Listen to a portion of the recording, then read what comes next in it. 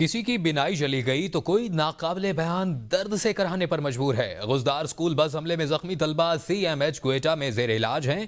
18 سال سے کم عمر بچوں میں اکثریت کی حالت تشویشناک ہے۔ متاثرہ بچوں کے والدین کا حوصلہ پہاڑ جیسا ہے۔ کہتے ہیں دشمن ظلم، جبر اور وحشت کی آخری حدیں پار کر جائے لیکن قوم کے حوصلے کو شکست نہیں دے سکتا۔ رائے ثاقب کھرل کی خصوصی رپورٹ۔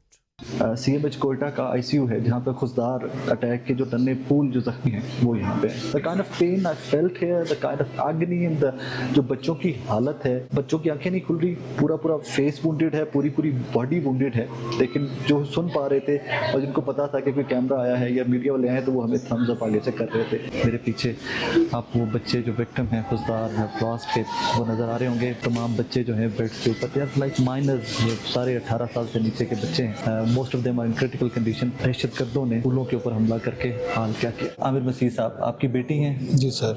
کتنے سال کی ہیں؟ 14 سال کی سر۔ 14 سال کی۔ کیا ہوا اس دن، کچھ یاد ہے؟ اسکول کے لیے گئے ہیں نا، جیسے بس باہر گئی ہے تو ہم پیچھے دوسرے بچوں کو نا وہ ان کے اسکول کے لیے ریڈی کر رہے تھے۔ اچھا۔ ان کو ہم جیسے ہی بھیجا تو باہر تقریباً گاڑی چلی گئی ہے نا، دونوں کینٹوں کے درمیان جو تقریباً 50-50 فاصلہ تھا، جی، برسٹ کی آواز آئی ہے اور اس قدر شدید آئی ہے کہ ہمارے گھر بھی ہل گئے۔ سب لوگ اکٹھے ہو گئے، پھر پتہ چلا جی اسکول بس پہ اٹیک کیا گیا۔ ایک آنکھ اور یہ چہرہ اس کا ڈیمیج ہوا تھا، لیکن یہ کہ خدا کا شکر ہے وہ ٹھیک تھی۔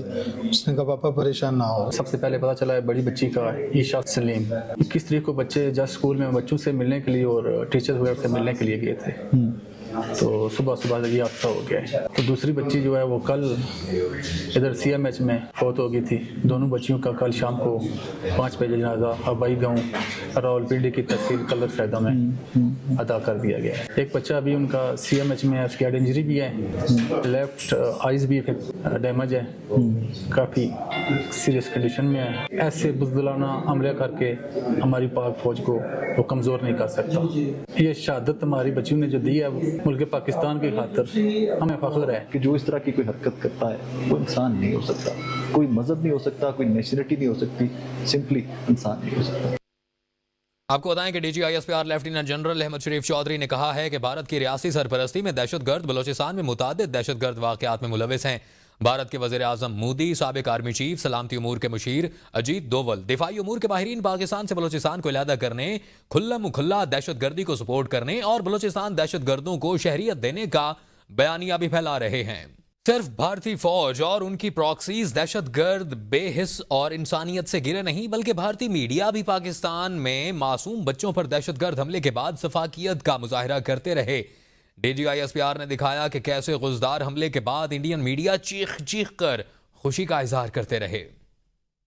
برطانوی حکومت کا عوام کے لیے ریلیف دیتے ہوئے بجلی اور گیس کی قیمتوں میں 7% تک کمی کا اعلان۔ خبر ایجنسی کے مطابق نئی قیمتوں کا اطلاق 1 جولائی 2025 سے ہوگا اور یہ قیمتیں سہ ماہی یعنی جولائی سے سپٹمبر تک برقرار رہیں گی۔ توانائی ریگولیٹری ادارے جیم نے اس فیصلے کی تصدیق کرتے ہوئے بتایا کہ قیمتوں میں کمی کا مقصد مہنگائی کے دباؤ میں کمی لانا اور شہریوں کو ریلیف فراہم کرنا ہے۔ گزشتہ 2 سالوں سے بلند قیمتوں کے باعث عوام شدید مالی دباؤ کا شکار تھے۔ برطانوی حکومت کا کہنا ہے کہ اگر عالمی مارکیٹ میں قیمتیں مزید گریں تو اکتوبر سے مزید کمی ممکن ہے۔ پاکستانیوں نے ہاتھوں کے نشان سے دنیا کا سب سے بڑا، متحدہ عرب امارات کا سب سے بڑا جھنڈا بنا کر گنیز ورلڈ ریکارڈ اپنے نام کر لیا۔ پاکستانی کمیونٹی کی جانب سے بنایا گیا اماراتی جھنڈا 24,514 انسانی ہاتھوں کے نشانات پر مشتمل ہے۔ پاکستان ایسوسی ایشن دبئی میں منعقد پروگرام میں 100 سے زائد قوموں کے افراد کو اکٹھا کیا گیا، جن میں بھارتی، بنگلہ دیشی، فلپینی، عرب اور دیگر شامل ہیں۔ سفیر فیصل نیاز ترمیزی نے اس کامیابی کو سراہا اور جھنڈا بنانے کے لیے ہاتھ کے نشانات کو دل کے نشان قرار دے دیا۔ آپ کو بتائیں کہ سعودی عرب کے شہر الخبر میں institution of engineers Pakistan Saudi Arabian centre کی جانب سے مصنوعی ذہانت کے حوالے سے سیمینار منعقد کیا گیا۔ اس سیمینار میں پاکستانی انجینئرز، سعودی ماہرین اور دیگر اہم شخصیات نے شرکت کی ہے۔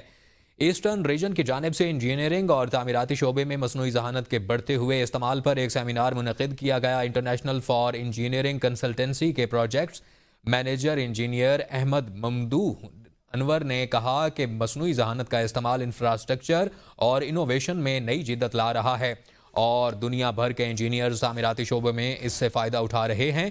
پاکستانی سفیر احمد فاروق نے کہا کہ سعودی عرب میں مقیم پاکستانی انجینئر ملکی سرمایہ ہیں جو اپنی صلاحیتوں کو منواتے ہوئے سعودی عرب کی ترقی میں اہم کردار ادا کر رہے ہیں۔ وفاقی وزیر مذہبی امور سردار یوسف کا کہنا ہے کہ پرائیویٹ ٹور آپریٹرز نے عازمین حج کو نقصان پہنچایا۔ عازمین حج کو سہولیات کی فراہمی کے لیے اقدامات کر رہے ہیں۔ 14 فروری کی ڈیڈ لائن تک صرف 3,600 لوگوں کی رقم جمع کروائی گئی۔ ڈیڈ لائن بڑھائے جانے کے بعد بھی صرف 10,000 مزید عازمین کی رقم جمع کروائی گئی۔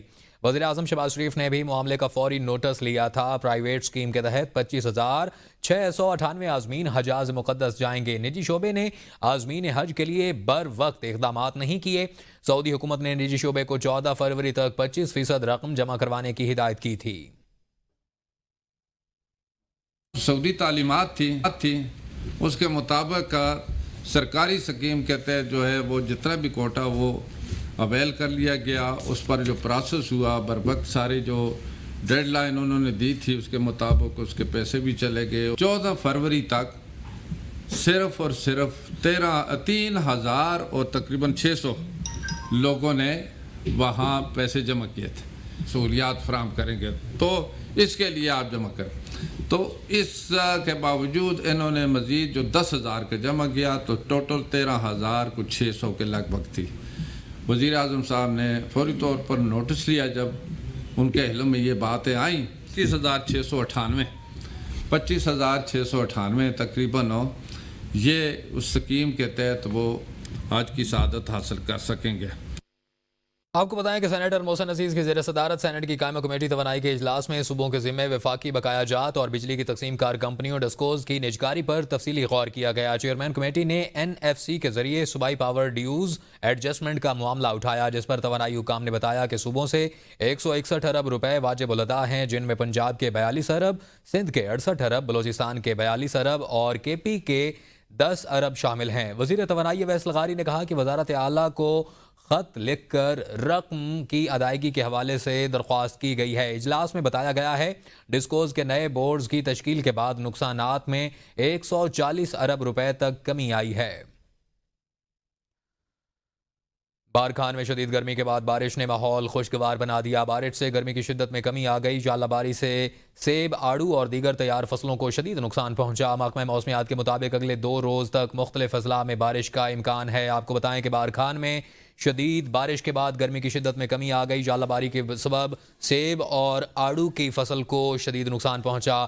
آپ کو بتائیں کہ بارکھان میں شدید گرمی برقرار تھی، تاہم بارش کے بعد موسم خوشگوار ہو گیا اور گرمی کی شدت ٹوٹ گئی، اور اس کے ساتھ ہی ژالہ باری کے نتیجے میں وہاں پر موجود سیب اور آڑو کی فصل کو بری طرح نقصان پہنچا ہے اور فصلوں کو نقصان کے ازالے کے لیے کسانوں نے مطالبہ کیا ہے۔